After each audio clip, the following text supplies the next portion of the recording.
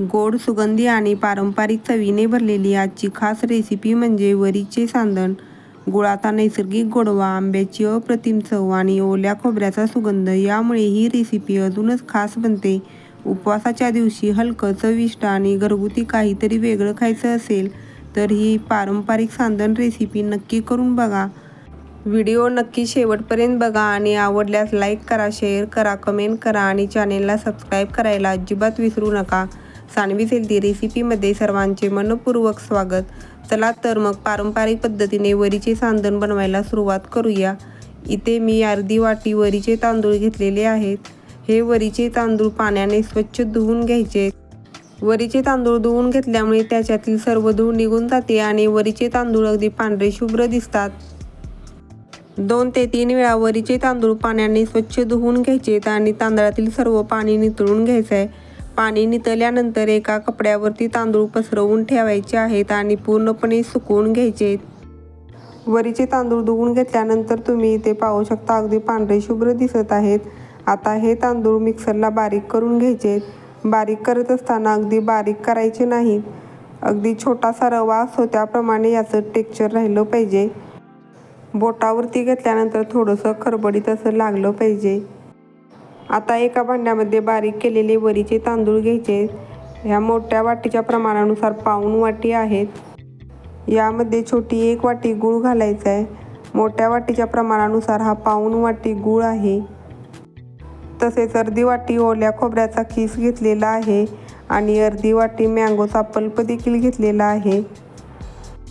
आता विस्करच्या साहाय्याने सर्व अगदी व्यवस्थित मिक्स करून घ्यायचं आहे. या रेसिपीचं खास वैशिष्ट्य म्हणजे याच्यामध्ये अजिबात पाण्याचा वापर झालेला नाही.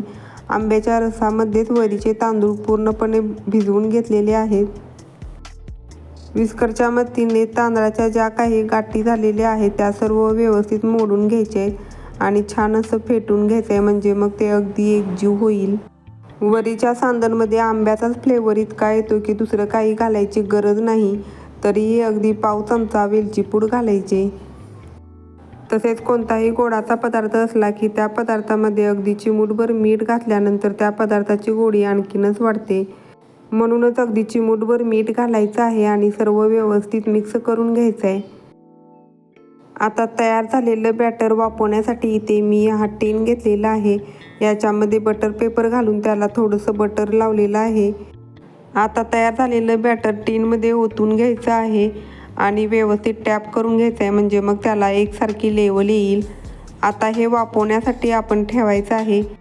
त्यासाठी गॅसवरती मोठं पातेलं ठेवलेलं आहे. त्यामध्ये एक स्टँड ठेवायचं आहे आणि पाणी घालून ते गरम करून घ्यायचं आहे. त्यामध्ये बॅटर घातलेला टीन ठेवायचा आहे आणि वरून झाकण ठेवून याला जवळजवळ 20 मिनिट वाफवून घ्यायचं आहे.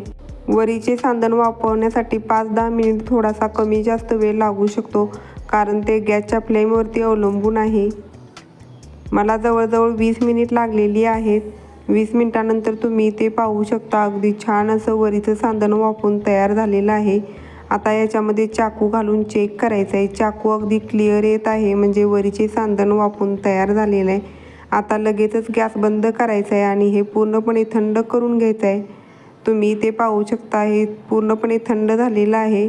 आता याच्यावरती एक प्लेट ठेवून हे डिमोल्ड करून घ्यायचं आहे. याचा बटर पेपर पूर्णपणे काढून घ्यायचा आहे. तुम्ही ते पाहू शकता किती छान वरीचे सांदण तयार झालेलं आहे. अगदी केकप्रमाणे दिसत आहे. आता हे व्यवस्थित कट करून घ्यायचं आहे. तुम्हाला हव्या त्या शेपमध्ये कट करून घ्यायचं आहे. इथे मी चौकोनी आकारामध्येच कट करत आहे.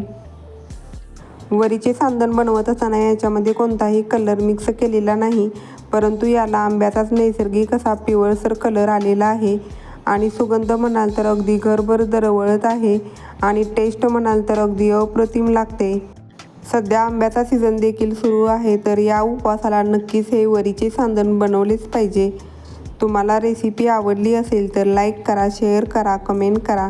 तसेच या चॅनेलला अजूनही सबस्क्राईब केलं नसेल तर सबस्क्राईब करा. तसेच बाजूच्या बेल आयकॉनवरती क्लिक करा, म्हणजे नवीन रेसिपी अपलोड केल्यानंतर त्याचं नोटिफिकेशन तुम्हाला लगेच मिळेल. पुन्हा भेटूया अशाच नवनवीन रेसिपीज घेऊन. तोपर्यंत धन्यवाद.